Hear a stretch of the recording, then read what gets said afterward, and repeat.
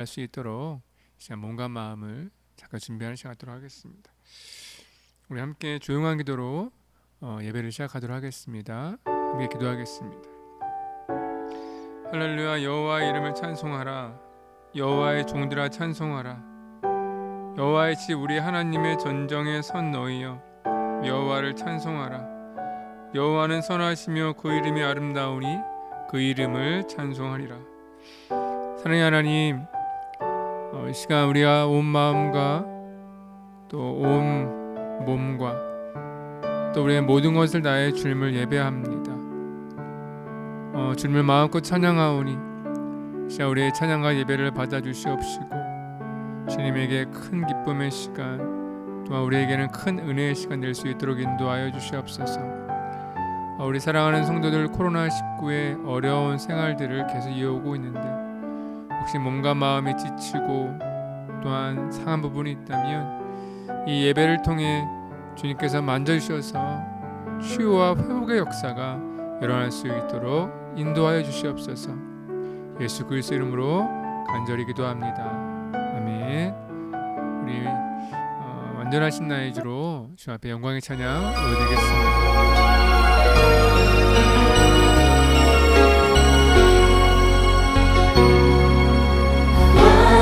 완전하신 나의 주 그의 길로 날 인도하소서. 행하신 모든 일 주님의 영광 다 경배합니다. 예배합니다. 찬양합니다. 주님만 날 다스리소서. 예배합니다. 찬양합니다. 주님 홀로 높임. 예배합니다. 찬양합니다. 예배합니다. 찬양합니다. 주님만 날 다스리소서. 예배합니다. 찬양합니다. 주님 우리 한 번 더 예배합니다. 찬양합니다. 예배합니다. 찬양합니다. 주님만 날 다스리소서. 예배합니다. 찬양합니다. 주님 홀로 높임 받으소서. 아멘. 우리 이 시간 우리 사도신경으로 우리의 신앙을 다 함께 고백하겠습니다. 전능하사 천지를 만드신 하나님 아버지를 내가 믿사오며 그 외아들 우리 주 예수 그리스도를 믿사오니 이는 성령으로 잉태하사 동정녀 마리아에게 나시고 본디오 빌라도에게 고난을 받으사 십자가에 못 박혀 죽으시고 장사한 지 사흘 만에 죽은 자 가운데서 다시 살아나시며 하늘에 오르사 전능하신 하나님 우편에 앉아 계시다가 졸려서 산자와 죽은 자를 심판하러 오시리라. 성령을 믿사오며 거룩한 교회와 성도가 서로 교통하는 것과 죄를 사하여 주는 것과 몸이 다해 사는 것과 영원히 사는 것을 믿사옵나이다. 아멘. 우리 시간 다 함께 찬송가 우리 272장 찬송가 272장 우리 함께 찬양하시겠습니다.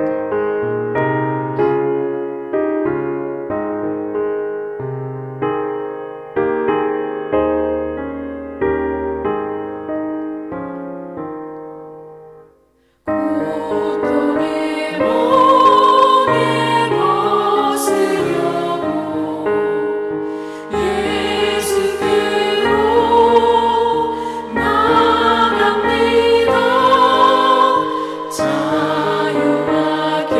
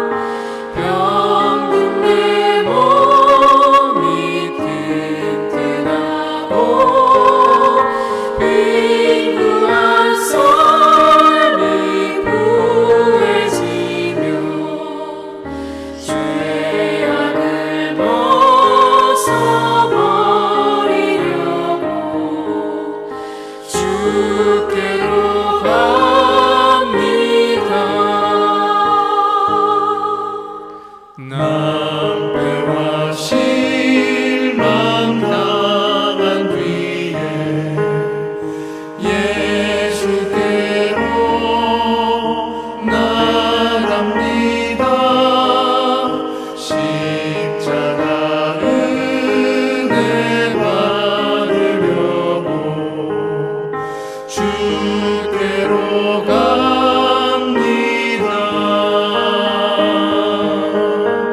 슬프던 마음 위로받고 이 세계 풍파 잔잔하며 영광의 찬송 부르려고 주께로 갑니다.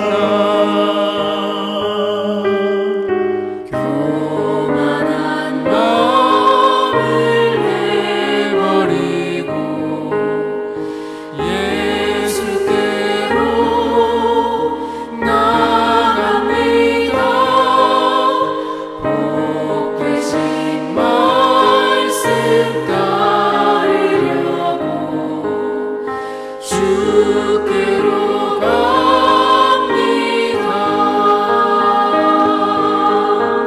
실망한 이 몸이 그렇고 예수의 크신 사랑받아 하늘의 기쁨 맛보려고 주께로 갑니다. 죽음의 길을 벗어나서 예수께로 나갑니다. 영원한 집을 바라보고 주께로 갑니다. 멸망의 보구에여 나와 평화의 나라 나라서 영광의 주를 배우려고 주께로 갑니다.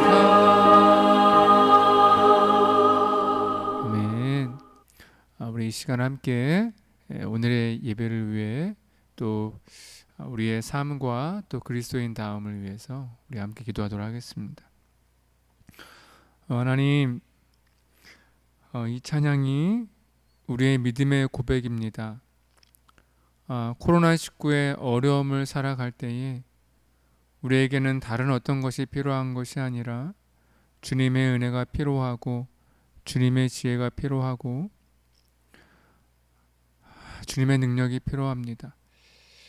그래서 날마다 주님께 나아갈 수밖에 없는데, 그럴 때마다 우리에게 은혜를 주시고 또한 지혜를 주시고 힘을 주셔서 지금까지 잘 견뎌올 수 있음을 믿습니다.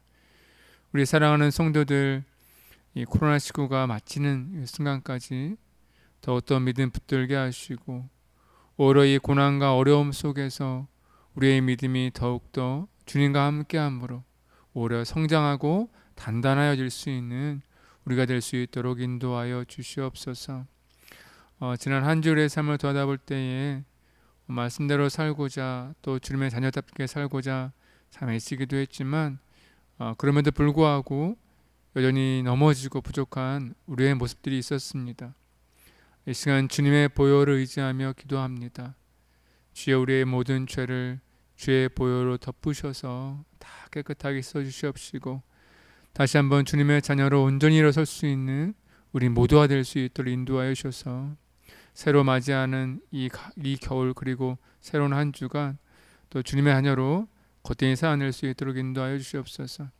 지금 한 번 더 코로나19를 위해 기도합니다. 지금 확진자의 증가 추세가 굉장히 염려되는 과정 가운데 있는데 주여, 이 나라를 불쌍히 여겨 주시사 정말 이 어려움 속에서도 정말로 지치거나 넘어지지 않게 하시고 이 어려움을 온 나라가 한마음이 되어 잘 극복하게 하시고 특별히 코로나19에 대응해야 하는 또한 코로나19를 극복해야 되는 정부의 기관들과 지도자들이 있는데 그들의 마음을 붙들어 주셔서 이것이 뭐 정치적인 힘이라든지 아니면 그들의 이념에 사용되는 것이 아니라 정말로 안전하게 정말로 모든 국민들이 안전하게 잘 이 코로나를 잘 이겨낼 수 있도록 거기에 힘을 쏟게 하시고 특별히 방역 가운데 있는 수고하는 많은 이들이 있는데 마지막까지 지지 않고 포기하지 않고 늘 샘과 은혜로 붙들어 주시옵소서. 주님, 가을이 지나가고 이제 겨울이 오고 있습니다.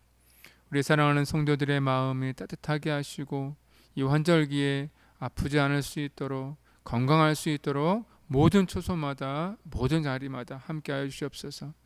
오늘도 주님의 말씀 앞에 서는데 오늘 주시는 말씀이 생명의 말씀 되게 하시고 우리 살아가는 성도들에게 사랑하는 성도들에게 힘과 위로가 되는 말씀 될 수 있도록 인도하여 주시옵소서. 이 모든 말씀을 예수님의 이름으로 간절히 기도합니다. 아멘.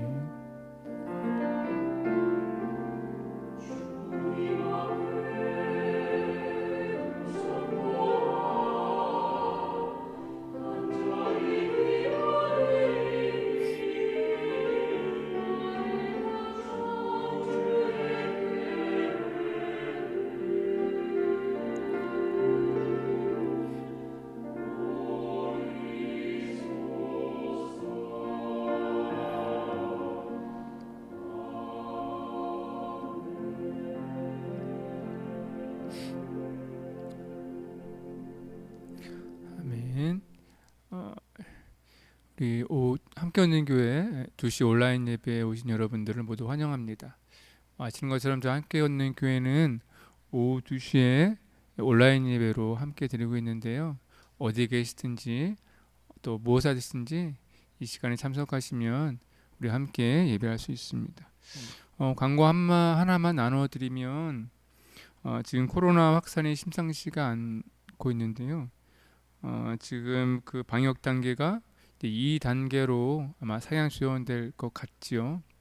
2단계는 교회에서 어떻게 하냐면 교회 좌석 수 대비로 20%가 예배 드릴 수 있는데 저희 지금 예배실 같은 경우는 좌석 수가 한 160개 정도가 돼서 한 30분 이상은 충분히 2단계에서도 예배 드릴 수 있으니까요.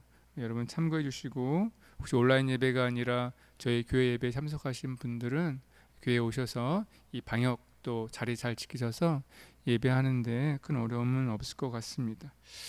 코로나19 잘 견디시고 승리하시기를 주의 이름으로 축복합니다. 오늘 허락하신 말씀 보면 좋겠는데요. 갈라디아서 6장 1절부터 2절까지 말씀입니다. 우리 갈라디아서 6장 1절부터 2절까지 말씀 우리 함께 한 목소리로 읽도록 하겠습니다.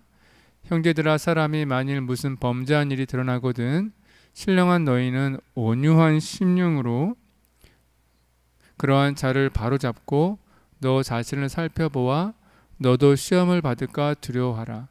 너희가 짐을 서로 지라. 그리하여 그리스도의 법을 성취하라.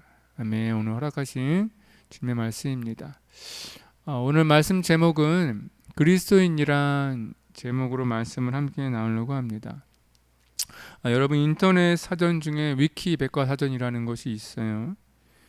이전까지 백과사전은 브리테이커 백과사전이 가장 공식력이 있다고 알려져 있었죠. 굉장히 두꺼운 책입니다.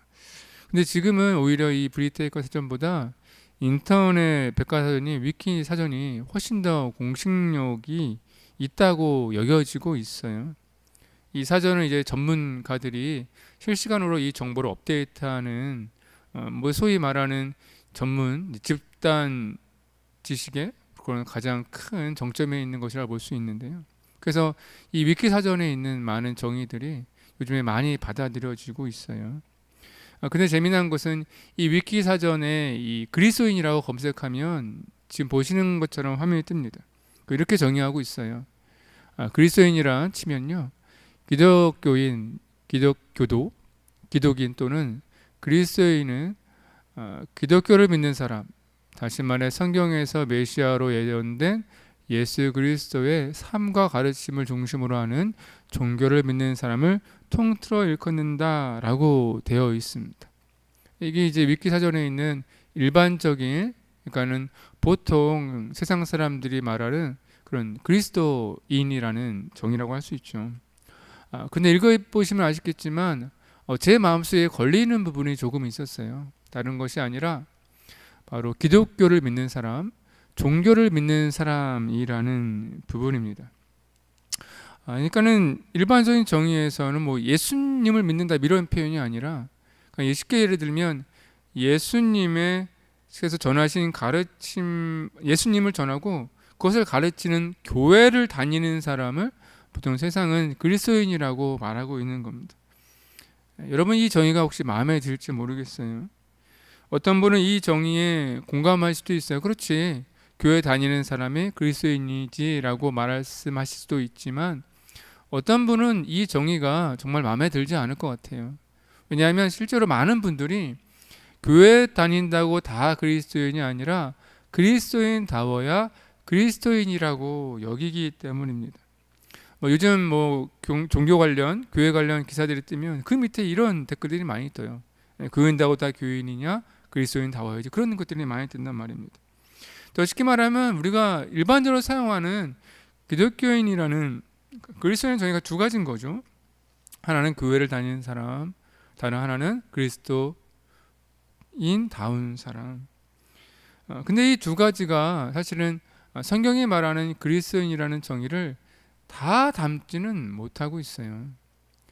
근데 우리가 이것을 정의내려 보는 것이 왜 중요하냐면, 우리는 과거에도 그리스도인으로 살았고 지금도 그리스도인으로 살아가고 있고 앞으로도 우리는 그리스도인으로 살아가게 될 겁니다. 그런데 내가 그리스도인이라는 것을 무엇으로 여기느냐, 어떻게 정의를 내리느냐가 이 그리스도인으로 살아가는 것에 대한 가장 중요한 방향을 정해주기 때문에, 우리는 적어도 한 번 정도는 그리스도인은 무엇인가라는 이 정의를 내 스스로가 정확히 정리해 볼 필요가 있어요. 이것이 분명하고 정확한 사람은 그렇게 살려고 애쓰겠지만, 이것이 불분명한 사람은 아마 똑부러지게 신앙생활 할 수는 없을 거예요. 그래서 그리스도인이라는 것은 어떤 사람을 말하는 건가, 그리스도인은 어떤 삶을 살아가는 사람을 지칭하는 건가를 좀 우리 스스로가 정리해 볼 필요가 있어요. 그러면 아마 여러분의 신앙이 좀 이렇게 정리되는 시간이 될 것 같습니다. 그런데 성경에 보면 참 아쉬운 것이 그리스도인은 누구다라고 딱 정의된 부분은 없습니다. 대신 그리스도인이라는 단어가 3번 등장하게 돼요. 생각보다 적지요. 근데 이 3번의 그리스도인이라는 단어가 사용되는 곳이 각각의 상황이나 이 분위기나 의미가 조금씩 다르기 때문에 사실은 한마디로 이 정의는 그리스도인은 누구다라고 내리기는 쉽지 않습니다. 하지만 세 부분을 살펴보면 우리 나름대로 그리스도인은 이런 사람들이로구나, 이렇게 살아가는 사람들이 있구나라는 것을 나름대로 정리를 할 수 있을 것 같아요. 그래서 오늘은 성경에 먼저 이 세 부분이 나오는 그리스도인에 대한 정의를 의미를 한번 새겨보고요. 그 다음에 갈라디아서 말씀을 통해 그렇다면 그리스도인은 어떻게 살아야 되는가에 대해서 좀 짧은 시간 좀 나눠보려고 합니다. 먼저 그리스도인이라는 단어가 처음 사용된 것은 사도행전 11장 26절입니다. 만남에 안디옥에 데리고 와서 둘이 교회에 1년간 모여 있어 큰 무리를 가르쳤고 제자들이 안디옥에서 비로소 그리스도인이라 일컬음을 받게 되었다라고 하는 말씀에서 처음으로 그리스도인이라는 단어가 사용되었습니다. 그러니까 안디옥이라는 곳에서 안디옥의 사람들이 안디옥 교회의 사람들을 부를 때 이제 그리스도인이라고 부른 거죠.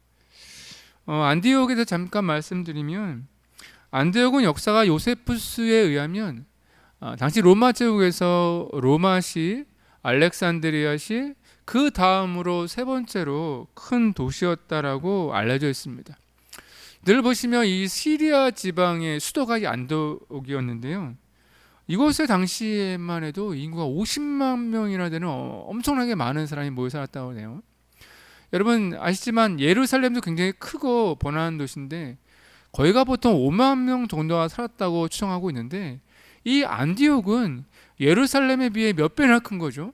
그러니까 적어도 크기만으로 보면 10배 정도는 큰 어마어마한 도시가 안디옥입니다. 근데 이렇게 크게 번성했던 이유가 있어요.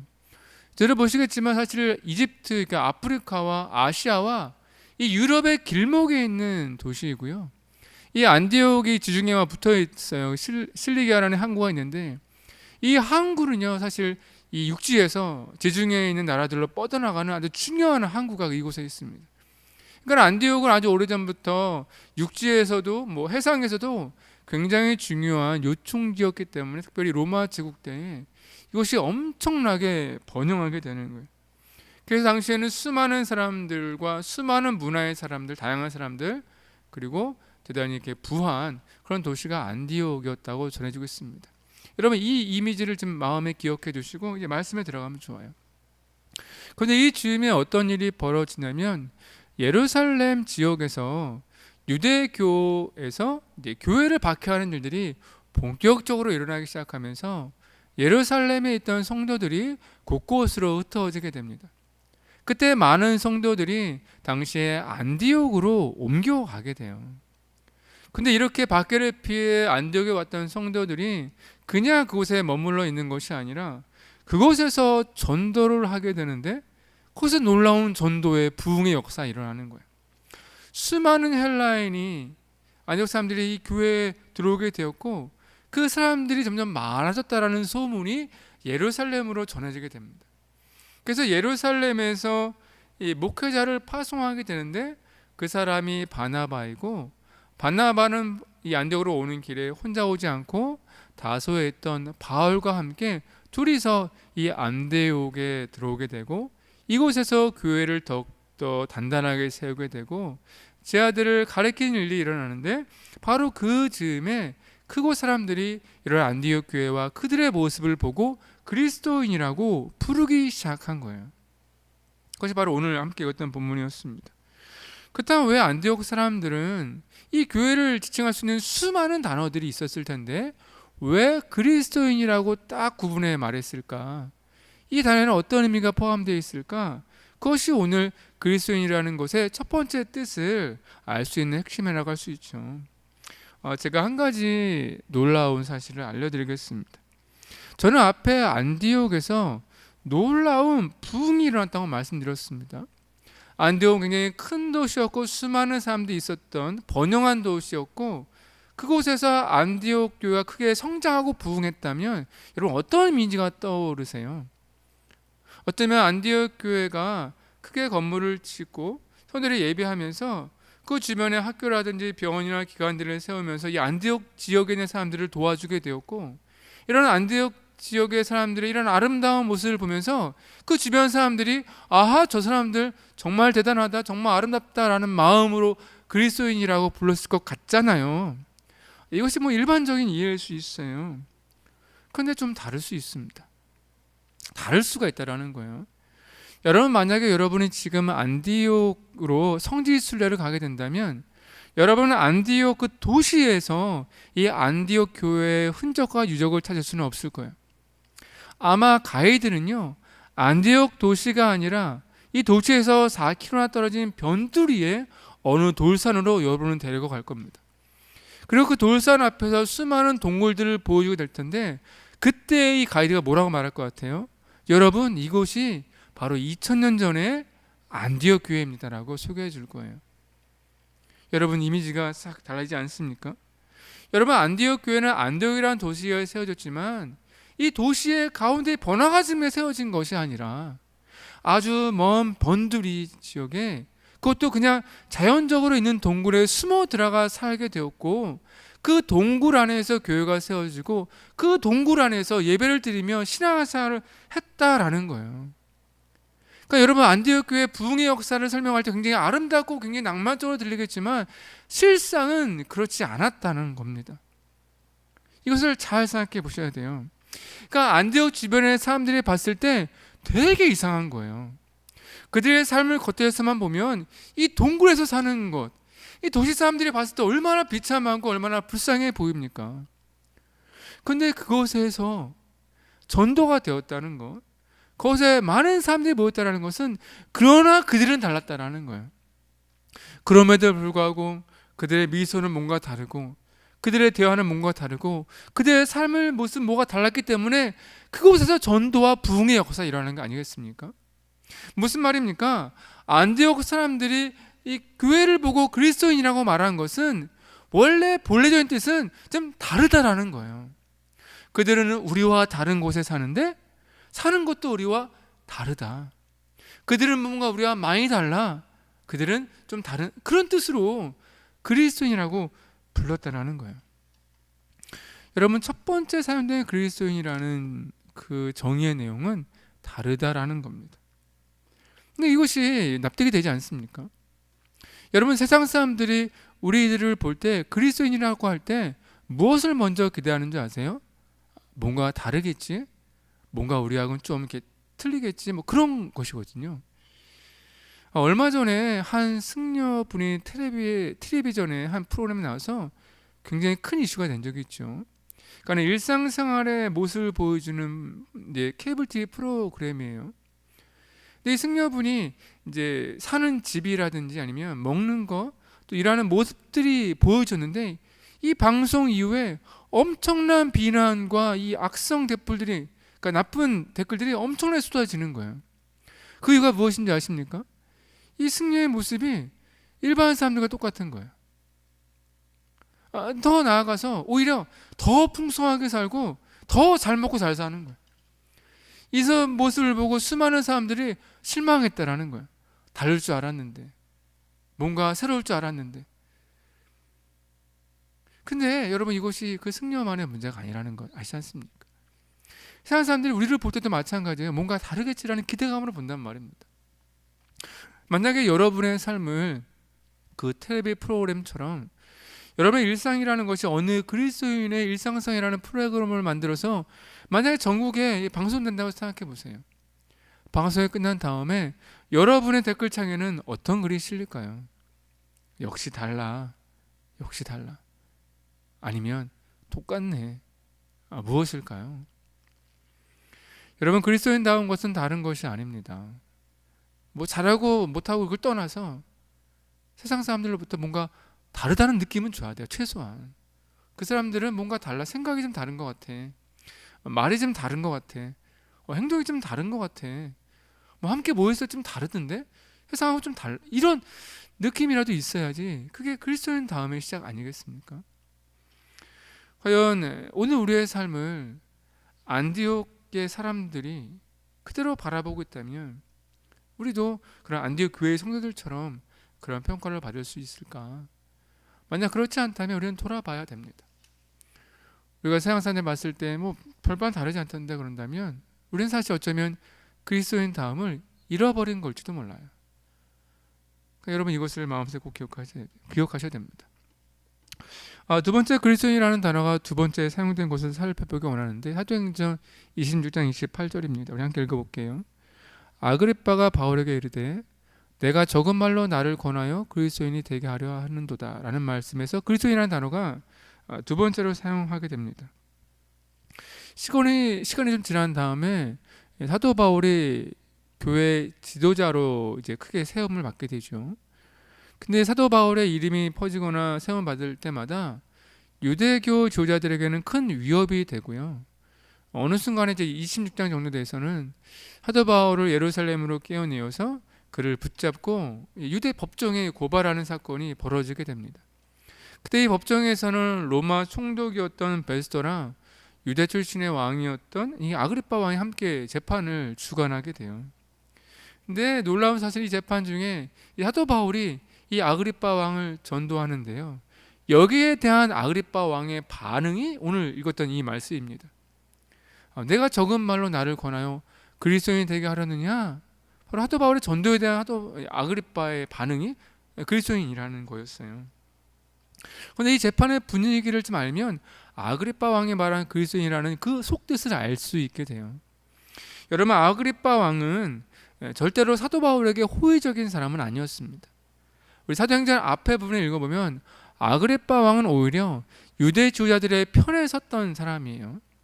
그래서 우리는 유대 지도자들이 사도 바울을 고발했던 내용을 나눠보면 아그리빠 왕이 사도 바울이나 그리스도인에 대한 생각들을 우리는 유추해 볼 수 있게 되죠.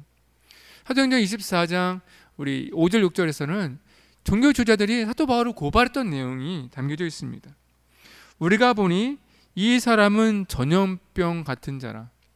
천하에 흩어진 유대인들을 다 소유하게 하는 자요 나사렛 이단의 우두머리라. 그가 또 성전을 더럽게 하려 함으로 우리가 잡았사오니라고 말씀하고 있어요.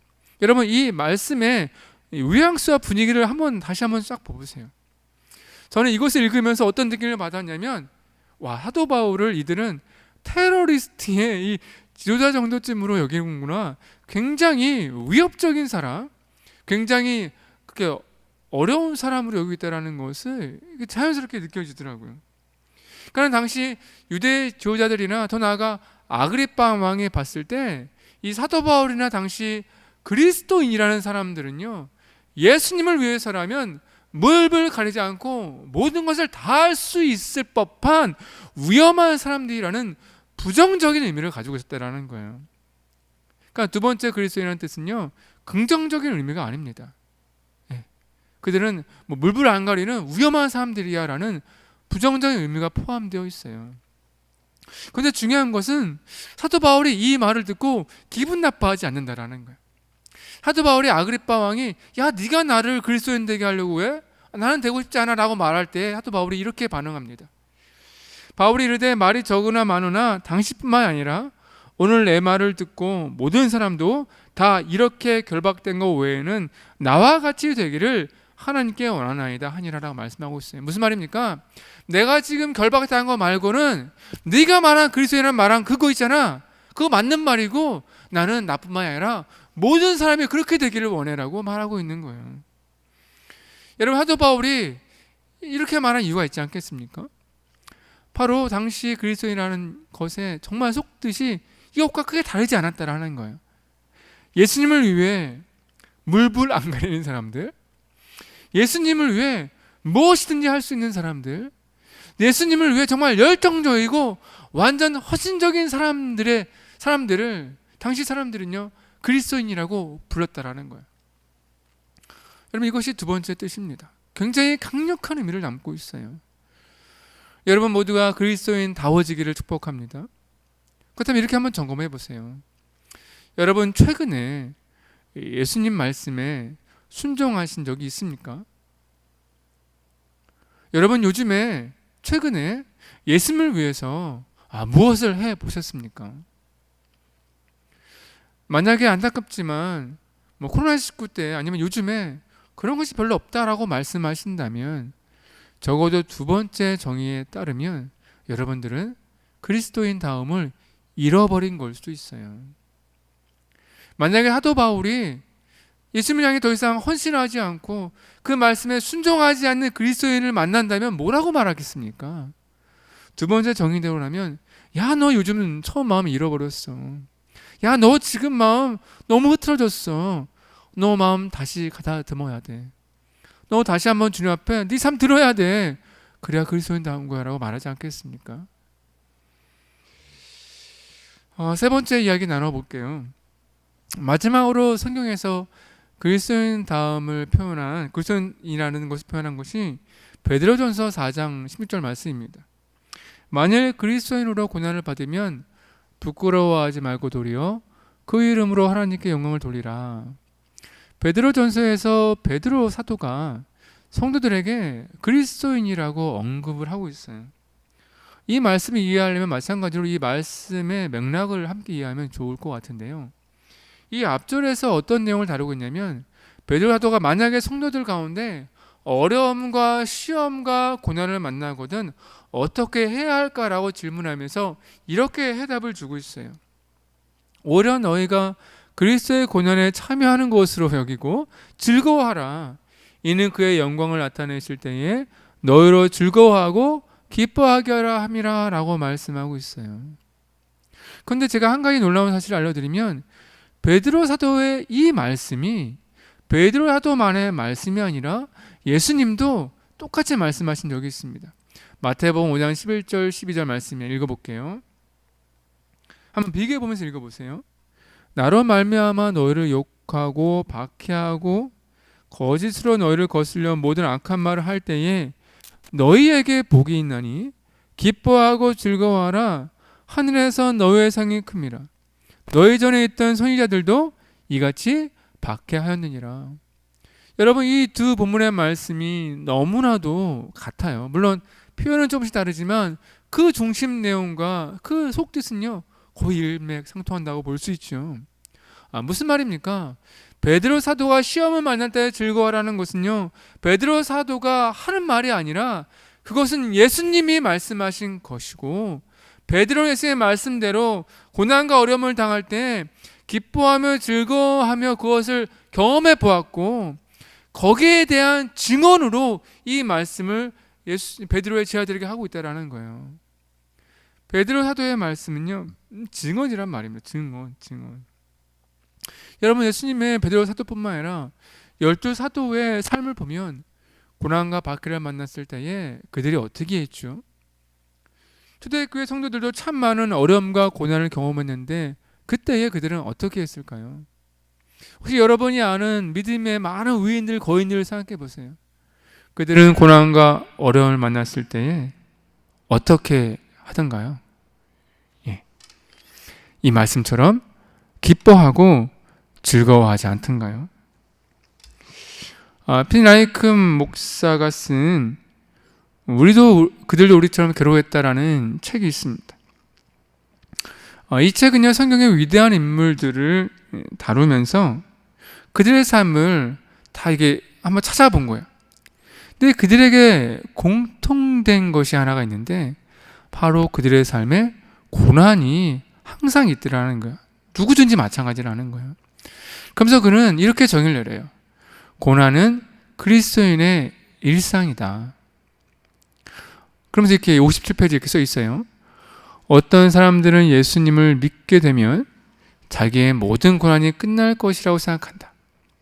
하나님께서 그들에게 더 좋은 일자리를 구해주시고 딱 맞는 배우자를 찾아주시고 죄의 유혹을 제거해 주실 것이라고 말이다. 하지만 예수 그리스도의 구원은 인생의 고난의 종말을 고하지 않는다. 오히려 본격적으로 고난이 시작되는 경우도 있다라고 말해요. 여러분, 이것을 다 종합해 보면 베드로 사도가 말한 그리스도인이라는 이 말의 정의를 우리는 이제는 알 수 있게 되죠. 무엇입니까? 그리스도인이란 예수님을 따라 살기로 결정한 사람들 중에 그 결정으로 인해 고난과 박해를 받게 될 사람들인데, 그런데 그들은 고난과 박해 가운데 좌절을 하거나 넘어지지 않고 예수님의 말씀을 생각하며 기뻐하고 즐거워함으로 그것을 대하는 사람들이 그리스도인이라고 정의하고 있는 거죠. 다시 한번 말씀드릴게요. 그리스도인이란 예수님이 위해 살기로 결정한 사람들 중에 그 결정으로 인해 어려움과 고난과 힘듦이 있을지라도 좌절하거나 넘어지지 않고 예수님의 말씀을 기억하며 오히려 기쁘고 즐겁게 대하는 사람, 그렇게 살아가는 사람들이 그리스도인이라고 사도 바울의 본문의 말씀에서 우리는 이해할 수 있는 겁니다. 여러분, 많은 성도들이 그리스도인답지 않을 때에 고난이 오고 어려움이 온다고 여기는 것 같아요. 근데 성경은 오히려 반대로 이야기하고 있어요. 우리가 그리스도인답게 살아갈 때에 고난이 찾아옵니다. 더 쉽게 말씀드리면 정말 이제부터는 말씀대로 살아야지, 이제는 정말 예수님을 살아갈 거야 라고 결단하며 한 걸음 한 걸음 나아가는 순간 고난과 어려움이 사라지는 것이 아니라 그때 고난과 어려움을 만나게 되는데, 근데 이것이 내가 그리스도인답게 살아가는 또한 하나님께서 나의 삶을 붙들고 계시다라는 것으로 여기고 기쁘고 즐겁게 그렇게 나아가야 한다라는 거예요. 여러분, 어떤 분야의 장인이든지 간에 새로 공부를 사면 무엇부터 할까요? 자신의 손에 익숙할 수 있도록 그 공구를 깎아내기도 하고 이렇게 갈아내기도 하죠. 마찬가지입니다. 우리가 그리스도인답게 살아가기 시작할 때에 하나님은 우리를 통해 역사하기 위해 우리를 깎아내시고 갈아내시는 부분이 있는데, 그것이 어떠한 모습으로 나타난다고요? 그것이 고난과 박해와 어려움으로 이렇게 나타나게 되는 거예요.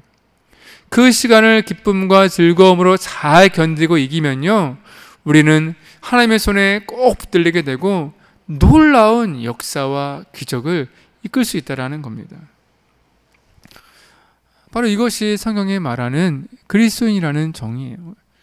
여러분 혹시 이제는 좀 정리가 되셨습니까? 그리스도인은 이런 사람이다. 세 가지를 제가 간단히 정리해 드리면, 첫째는 그리스도인은 세상과 다른 사람들.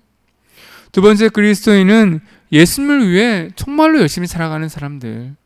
세 번째는 그리스도인은 그 사람 삶 가운데 고난과 박해 어려움이 있을지라도 오히려 좌절하거나 넘어지지 않고 기쁨으로, 즐거움으로 오히려 한 걸음 더 나아가는 사람들이 그리스도인이라고 할 수 있는 거죠. 여러분 한번 나는 그리스도인다운가 한번 돌아봤으면 좋겠어요. 과연 사람들은 나를 다르게 보고 있나? 나는 요즘에 얼마나 예수님을 위해 살아가고 있나? 내가 요즘에 참 코로나19 때문에 힘들고 어려운데 내가 이 순간에도 정말 기쁨으로 즐거움으로 주님의 자녀답게 살아가고 있나? 그러다 보면 우리의 현주소가 보이게 되는 거죠. 축복하기는 여러분 오늘 말씀을 듣게 되었다면, 오늘 그리스도인이 무엇인가 다시 한번 생각해 보셨다면, 오늘부터 다시 한번 그리스도인 다음에 도전하시면 돼요. 좀 세상 사람들과는 다른 편에서 정말 다른 모습으로, 정말 다른 이런 태도와 그런 반응으로 살아가게 된다면 우리는 어느 순간에 정말 그리스도인다운 모습이 다시 한번 나타나게 될 것을 믿습니다. 아멘. 그러면 오늘을 이어서 아까 말씀드린 대로 갈라디아서 6장 1절 2절 말씀을 통해, 그렇다면 그리스도인으로 살아가는 것은 무엇인가 좀 짧게 나눠봤으면 좋겠습니다.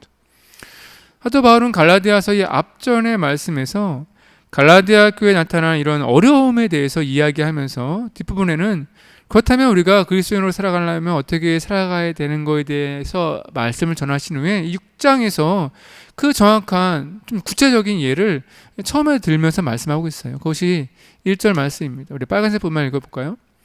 형제들아, 사람이 만일 무슨 범죄한 일이 드러나거든 이라고 말씀 시작하고 있어요. 그 무슨 말입니까? 너희들 있잖아, 그리스도인으로 살아갈 때에 만약에 너희 가운데 정말로 죄가 그대로 밝혀진 그런 죄인이 앞에 있다면 너희들은 그리스도인으로서 어떻게 대할래라고 질문하고 있는 거예요. 여기에서 이제 그리스도인 다음이 이제 나타나기 때문에 이런 아주 좀 극단적이거나 강한 예를 든 것이죠. 나도 바로 뭐라고 말하냐면, 바로 이때에 지금 세상과는 달라야 된다라고 말씀하고 있어요. 그 뒷부분에 빨간색 한번 읽어보죠. 신령한 너희는 온유한 심령으로 그러한 자를 바로잡고 너 자신을 살펴보아 너도 시험을 받을까 두려워하라라고 말씀하고 있어요. 여기 사도 바울은요, 신령한 너희는 이라고 아예 처음부터 구분해서 말씀하고 있죠. 무슨 말입니까? 너희가 그런 죄인들을 만나게 되면 세상 사람들은 못하는데, 세상하고는 좀 그럴 수는 없는데 너희들은 이렇게 해야 되라고 말씀하고 있는데, 너희들 그리스도인들은 이렇게 해야 되라고 아예 처음부터 신령한 너희는 이라고 구분해서 말씀하고 있단 말입니다. 그 다음에 어떻게 해야 된다고 말씀하고 있습니까? 온유한 심령으로 대하라고 말씀하고 있어요. 여러분, 온유한 심령으로 대하라고 말씀드리니까 혹시 그럼 그 죄를 용서해 주라는 건가? 좀 친절하게 대하라는 건가? 좀 편안하게 해주라는 건가? 그렇게 이해할 수 있지만 물론 그것도 물론 어려운 겁니다. 하지만 사도 바울이 말한 이 온유한 심령이라는 것은 조금 의미가 달라요. 왜냐하면 우리가 읽진 않았지만 5장의 마지막 부분에 사도 바울은 성령의 9가지 열매를 소개하고 있어요. 그 중에 이 온유의 열매를 들고 있는데, 여러분의 이 온유의 마음이 이 성령의 열매겠습니까? 우리 스스로가 되는 게 아니에요. 그런 병맥에 드러난 죄인을 만날 때 우리는 그냥 겉으로는 친절하게 대할 수 있어요. 하지만 우리의 마음까지도 그를 온전히 받아들일 수는, 온전히 대할 수는 없다라는 거. 어떻게 해야 될까요? 이 성령님의 마음 주시는 대로 이끌어 가야 되기 때문에, 그 마음으로 해야 되기 때문에 이 온유함이 성령의 열매라고 말씀하고 있는 거죠. 그러니까 우리가요, 성령님을 모르면, 충만하지 않으면 그런 죄인들을 만나게 되면요, 온전히 반응할 수가 없어요. 온유하게 반응할 수가 없다라는 겁니다. 근데 이 온유함이라는 것이 구약의 뜻을 살펴보면 훨씬 더 구체적으로 알 수 있게 됩니다. 구약 히브리어로 온유는요, 아나부라는 단어. 이 단어는 대답하다라는 아나라는 단어에서 왔습니다. 무슨 뜻이냐면 이 온유라는 단어와 대답하다라는 단어가 같은 맥락을 가지고 있다는 거예요. 근데 어떤 연관성이 있을까? 여러분, 고대 사회에서 이 질문은 주인만이 할 수 있고요, 이 종은 대답만 할 수 있습니다. 여기에서 그 뉘앙스가 있는 거예요. 한번 생각해 보세요. 주인이 얘기할 때 주인이 좋은 말을 하건 나쁜 말을 하건 혹은 친절하게 말을 하건 아니면 굉장히 화를 내며 짜증내며 말을 하건 종은 어떻게 대답해야 됩니까? 주인이 어떻게 말을 하던 종은 언제나 친절한 말로, 부드러운 말로, 순종적인 말로 대답을 해야 됩니다. 그렇지 않습니까? 만약에 주인이 막 투덜대면서 이렇게 막 화내면서 얘기한다고 종마저 주인에게 화를 내면서 얘기한다면 대답한다면 어떻게 되겠어요? 또 하나는 만약에 주인이 다른 사람들 얘기하고 있을 때 이렇게 질문 닥쳐보세요. 야, 너는 어떻게 생각하니? 이때 종은 어떻게 대답해야 되죠? 그 질문이 또 그 대화가 어떤 내용이냐 주제에 상관없이 이 종은 언제나 이 주인의 편에서 대답을 해줘야 됩니다. 이게 종의 대답이에요. 그러니까 종이라는 것은 주인이 어떻게 말을 하든 항상 순종적으로 대답을 해줘야 되고, 주인이 어떤 말을 하든 항상 주인의 편에서 대답을 해줘야 되는 거예요. 이것이 종의 의무인데 왜 온유가 이 대답하다와 같은 맥락이 있냐면 온유함이라는 것이 이런 거예요. 내 생각대로, 내 계획대로, 내 주장대로 말하는 것이 아니라, 그렇게 대하는 것이 아니라 하나님의 편에서 하나님이 원하시는 대로 순종적으로 대하는 거예요. 만약에 내 마음이 명백히 드러난 죄를 대할 때에 어떻게 저럴 수 있어라고 정말 마음에 가지 않을지라도 하나님 편에서 하나님은 저 사람을 어떻게 대할까? 하나님은 저 사람을 어떻게 말씀하실까라는 것을 생각하고 대하라는 거예요. 그것이 온유한 심정으로 대하라는 겁니다. 이해되셨나요? 근데 이 온유함이 대표적인 것이 이제 모세 아니겠습니까? 모세는 온 지면에 어떤 사람보다 온유함이 더하다고 말씀했어요. 근데 이 모세의 삶을 보자고요. 광야 40년 동안 모세는요, 정말 하나님 앞에 불평과 불만이 가득한 사람들이 이끌지 않았습니까? 그런데 모세의 형제였던 아론과 미리암은요, 하나님 편이 아니라 사람들 편에 서고 하나님의 마음으로 말하는 것이 아니라 사람들의 마음으로 말하다가 큰 죄를 지은 것을 보았어요. 뭐 금송아지 사건, 미리암의 이제 반역 사건이 그런 거죠. 근데 모세는 어떻습니까? 그 모든 순간마다 누구 편에 서려고 했어요? 하나님 편에 서려고 애쓰고 하나님의 마음으로 대한단 말입니다. 심지어 40년의 모든 고난의 시간을 다 보낸 후에 가나안 땅 앞에서 하나님께서 너 안 들어갔으면 좋겠어 라고 말씀하실 때에 모세는 그때도 하나님의 편에서 아멘 하며 나갔단 말입니다. 이런 모세의 모습이 온유함이에요. 다시 한번 그 모습이 확인이 되죠. 사도 바울이 말한 명백히 드러난 죄인을 대할 때 그리스도는 어떻게 해야 되냐? 바로 이거예요. 하나님 편에서 하나님의 마음으로 대하라는 것. 이렇게 해야지 세상과 다르다라는 거예요. 이것이 그리스도인답다라는 겁니다. 근데 여러분, 이것을 오해하시면 안 돼요. 지금 사도 바울은요, 사회 정의를 말하고 있는 것이 아니에요. 사회 정의는 범죄한 사람은 그 범죄한 것만큼 형량을 받아야 정의로운 거예요. 사람들이 대할 때에 그 죄를 무조건 용서해 주는 것이 아니라, 그렇지 않습니까? 그가 온전히 법을 다 감당할 수 있도록 대해 주는 것이 사회 정의예요. 억울한 사람이 있으면 풀어주고. 사도 바울이 말하고 있는 것은요, 사회 정의가 아니라 하나님의 정의입니다. 하나님의 정의는 뭐가 다릅니까? 사람의 죄값대로 벌을 받게 하는 것이 하나님의 정의가 아니에요. 하나님께서는 그 죄의 값을 예수님께 대신 짊어지고 그 죄인을 용서하고 구원하는 것이 하나님의 정의입니다. 그렇지 않습니까? 네. 이것이 하나님의 정의예요.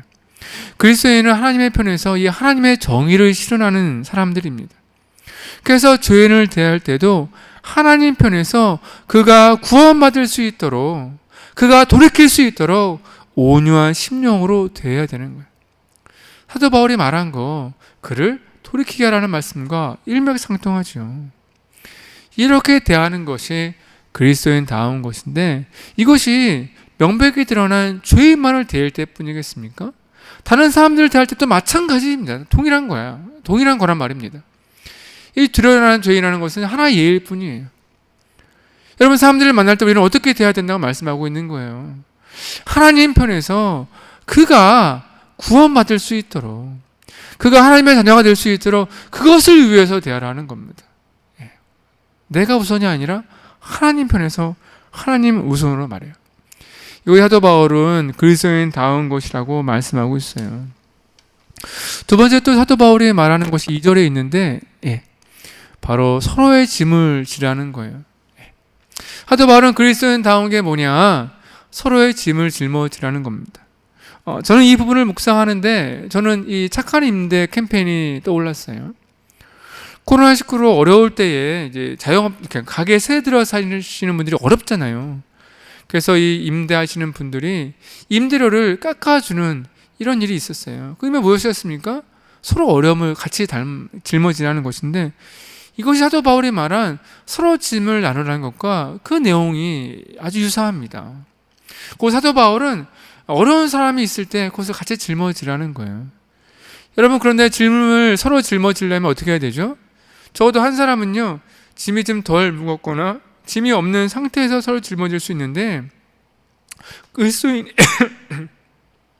그리스도인으로서 만약에 그건 다른 사람의 짐을 짊을 수 있는 여력이 되면 얼마든지 그렇게 하라는 거죠. 그런데 여기에는 조금 더 다른 의미가 있습니다. 왜냐하면 사도 바울이 말한 이 짐이라는 것은요, 그러니까 세상이 말하는 짐은 달라요. 여기서 말하는 짐은 바로스라는 단어인데, 일반적인 짐이 아니라 감당할 수 없는 짐을 뜻할 때 이 짐이라는, 바로스라는 짐을 씁니다. 그 서로 짊어질 수도 없는 정말 무거운 그런 짐. 그러니까는 이 재물에 대한 것뿐만 아니라 정말 해결할 수 없는 이 마음의 짐, 인생의 짐. 마치 아까 예에 있는 것처럼 이 죄인으로서 짊을 수밖에 없는 이 죄인이라는 이 짐마저도 같이 서로 짊어지라고 말씀하고 있는 거예요. 여러분, 예수님의 삶을 통해서 볼 수 있지 않겠습니까? 예수님이 바리새인들에게 어떻게 조롱을 받으셨죠? 예수는 세리와 죄인들의 친구라. 그들과 함께 밥을 먹는다라고 엄청나게 비난을 받으셨어요. 예수님은요, 이 삶을 실천하신 분이에요. 먼저. 예수님은 세상에서 짊어질 수 있는 이런 경제적인 문제뿐만이 아니라 명백히 드러난 죄인이었던 세리들과 혹은 그런 창녀들과 그들의 짐을 함께 짊어졌던 분이 우리 예수님이라는 겁니다. 사도 바울은 그 짐마저도 감당할 수 있냐고 질문하는 거예요.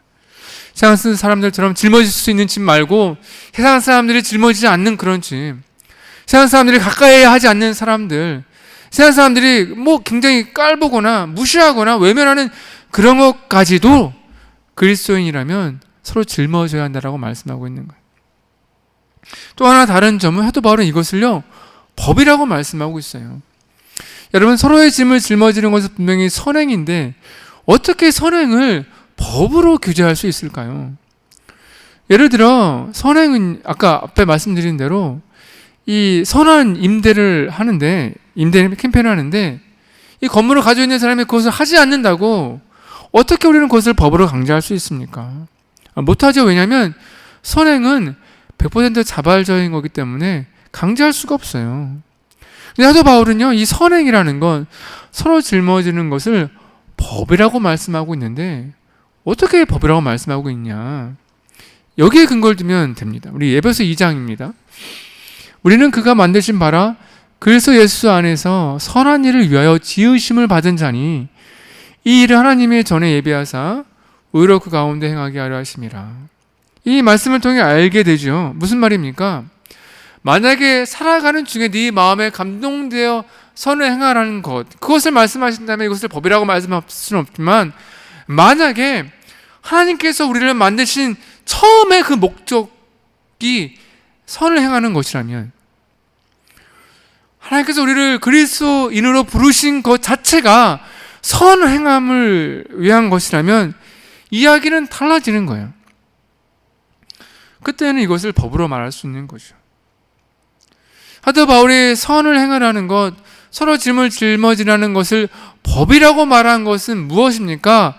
그리스도인이라는 것은 처음부터 이 선함을 위해 부르심을 받았다라는 거예요. 예수님이 말씀하신 것처럼 하나님을 사랑하는 것과 이웃을 사랑하는 것이 가장 큰 계명이라고 말씀하신 것도 마찬가지예요. 우리의 존재가 하나님을 위해 만들어졌기 때문에 하나님을 사랑하는 것이 법이 되고, 우리의 존재가 이웃을 사랑하는 것, 이웃에게 선을 행하는 것을 위해 만들어졌기 때문에 그것이 법이 될 수 있는 거예요. 여러분, 말씀을 정리해 볼까요? 그리스도인에 대한 정의를 저희는 나누었습니다.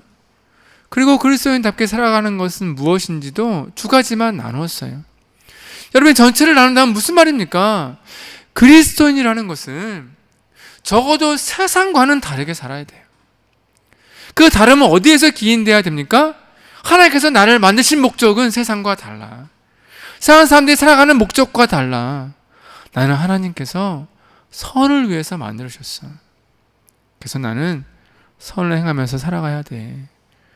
나는 하나님 편에서 그렇게 살아가야 돼 라고 여기는 사람이 그리스도인 다 하신다는 거예요. 여러분, 코로나19 때문에 정말 우리는 그동안 정말로 어려운 시간을 살았습니다. 그렇죠? 그리고 이미 벌써 11월의 마지막이고 거의 이미 겨울을 맞이하고 있어요. 여러분, 지난 우리의 어려웠던 시간을 돌아볼 때에 우리는 그렇게 질문해 볼 수 있어요. 그 순간마다 우리는 세상 사람들과 어떻게 달랐지? 그 어려움을 나는 세상 사람들과 다르게 정말로 말씀을 붙들면서 정말 기쁨과 즐거움으로 나를 성장하는 그런 시간들로 여겼었나? 내가 그런 어려운 가운데 나 혼자만 어려운 것이 아니라 어떻게 해서든지 좀 더 사람들을 도와주려고 선을 행하려고 얼마나 했었나 돌아다 봐야 된다는 거야. 그런 모습이 만약에 없었다라면 여러분 어쩌면 그동안 그리스도인다운 삶은 아니었을지도 모릅니다. 세상 사람들은 그런 우리들의 모습을 보면서 뭐 어려울 때는 뭐 다 똑같네. 뭐 코로나 때는 뭐 저들이랑 우리랑 뭐 별 다르지 않던데 그러면서 아마 우리의 모습을 그렇게 좋게 바라보지는 않았을 것 같아요. 여러분 어떤가요? 사실 저는 말씀을 준비하면서 지난 2020년을 돌아다 보니까 제 자신 역시도 부끄럽더라고요. 저 자신 역시도 마찬가지입니다. 만약 아까 처음에 말씀드렸던 것처럼 올 한 해 저의 삶을 이런 TV 프로그램에서 만약에 이렇게 방영하게 된다면 저는 너무 부끄러울 것 같아요. 여러분 어떠신지 모르겠습니다. 어쩐지 모르겠어요. 근데 중요한 것은요, 오늘 이 말씀을 이렇게 주신 이유는요, 오늘 우리가 돌이키길 원하시는 거예요. 오늘 우리가 그리스도인답게 살기로 다시 한번 결정하면 됩니다. 세상과는 좀 달라야지. 다시 한번 주님을 위해서 살아야지. 그래, 비록 어렵고 힘들더라도 이제 좀 다르게 반응해 봐야지. 만약에 명백히 드러나는 죄인 같은 그런 사람들을 만나더라도 뭐 그와 같은 뭐 비슷한 상황을 만날 때 이제는 다르게 반응해야지. 이런 결심이 만약에 오늘 이 시간 여러분에게 선다면 이후에 여러분의 삶은요 분명히 달라질 거예요. 분명히 그리스도인다워질 겁니다. 그리고 그 삶을 통해 세상은 다시 한번 그리스도인들을 새롭게 보게 되고 정말로 안디옥 교회에서 일어났던 그 놀라운 부흥의 역사, 그 동굴에서 드렸던 그런 처절하고 어려운 예배 속에서도 놀라운 부흥의 역사가 일어났던 것처럼 우리에게도 그런 놀라운 부흥과 기적의 역사가 일어날 것을 믿습니다. 아멘. 오늘 이 말씀이 여러분에게 힘이 되었으면 좋겠네요. 자, 기도하고 오늘 예배 마칠 텐데요. 기도하겠습니다. 하나님, 2020년 우리의 삶을 돌아봅니다. 우리가 그리스도인다웠나 도하다 볼 때에 내가 정말 세상 사람들하고 좀 다른 모습이 있었나? 내가 정말로 주님을 위해서 살아왔었나? 내가 힘들다 했는데 그 힘들고 어려운 것들을 내가 오히려 기쁨과 즐거움을 여기면서 믿음의 그런 성장을 위해 또한 나의 신앙을 위해 그렇게 이겨 나아오고 있었나? 주님, 만약에 그렇지 못하다면 오늘 시간 우리의 모습을 깨닫게 하시고, 오늘 이 말씀을 주신 것은 분명히 우리의 삶이 돌이키길 원하시는 주님의 마음이 있을 텐데, 오늘 이 시간 우리의 마음을 다시 한번 결정하고 다시 한번 세상 사람들과는 다르게 예수님을 위해서 열정을 다하고, 더 어렵고 힘들더라도 정말 기쁨으로 잘 감당하게 하시고, 마치 명백한 죄가 드러난 사람을 새롭게 만나라고 했던 사도 바울의 그런 말씀처럼, 이제는 우리가 무엇을 하든 누구를 만나든 이제는 하나님 편에서 하나님의 말씀을 위해 온유하게 대할 수 있는 우리가 모두가 될 수 있도록 주여 인도하여 주시옵소서. 여러분, 코로나19의 어려움이 계속 이어지고 있는데 주님, 우리 사랑하는 성도들을 승리하게 하시고, 올해의 코로나가 마쳤을 때에 우리 가운데 어려웠지만 정말로 기뻤어, 어려웠지만 정말 믿음으로는 최고의 순간이었어 라고 고백할 수 있는 우리 모두가 될 수 있도록 인도하여 주시옵소서. 우리 숙도로 예배를 마치겠습니다.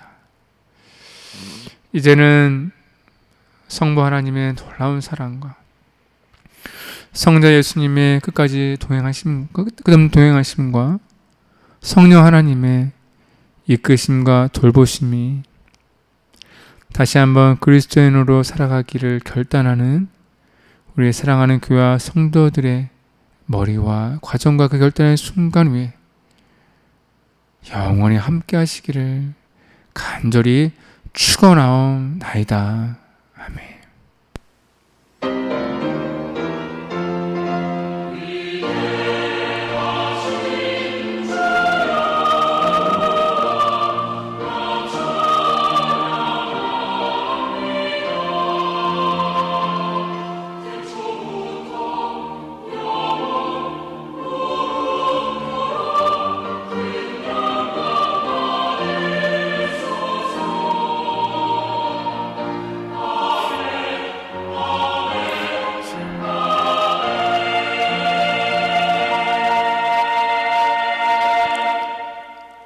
아멘.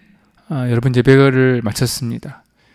오늘 말씀처럼 이제부터는 우리 비록 힘들고 어려움이 계속 이어지겠지만 그리스도인다운 우리의 모습이 나타났으면 좋겠습니다. 여러분 건강하시고요. 우리 다음 주에 오후 2시 온라인 예배로 다시 한번 뵙도록 하겠습니다. 여러분 사랑하고 축복합니다.